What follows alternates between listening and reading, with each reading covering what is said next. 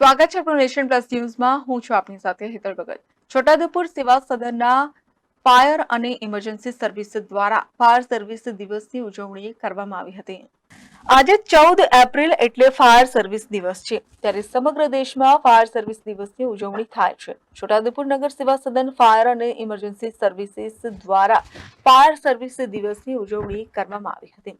Chhota Udepur fire station ખાતે છોટાઉદેપુર નગરપાલિકા fire સ્ટેશનના સ્ટેશન ફાયર ઓફિસર યુવરાજસિંહ ગોહિલની ઉપસ્થિતિમાં ઉજવણી કરવામાં આવી હતી, જેમાં 66 અગ્નિશમન સેવાઓના કર્મચારીઓ આગની લપેટમાં આવીને વીરગતિ પામ્યા હતા।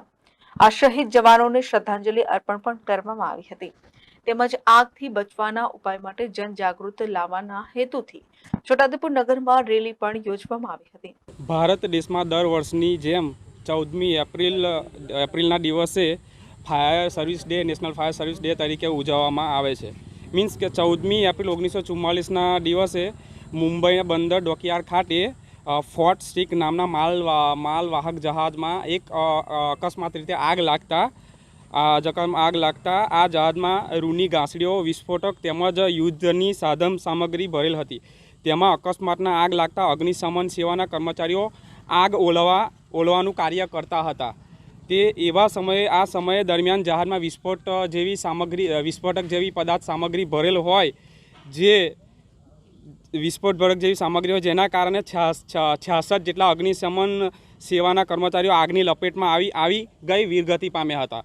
તેમને ધ્યાને લેતા આ શહીદોને શ્રદ્ધાંજલિ અર્પણ કરવા તેમજ આગથી બચવાના ઉપાય માટે જનજાગૃતિના લાવવા માટે હેતુસર દેશભરમાં આ દિવસ 14મી એપ્રિલ ફાયર સર્વિસ ડે તરીકે ઉજવવામાં આવે છે। સાથોસાથ અમારા છોટાઉદેપુર ફાયર ટીમ દ્વારા તેમજ ન્યૂ કોમ્યુનિટી એંગલ કોલેજના ટ્રેનિંગ સ્ટુડન્ટ દ્વારા અને અમારા ફાયર ડિપાર્ટમેન્ટમાં ગુજરાત કક્ષાએ રાજ્ય કક્ષાનો આજે જે ફાયર સર્વિસ ડે છે મહેસાણા ખાતે ઉજવવામાં આવેલ છે। અને પબ્લિક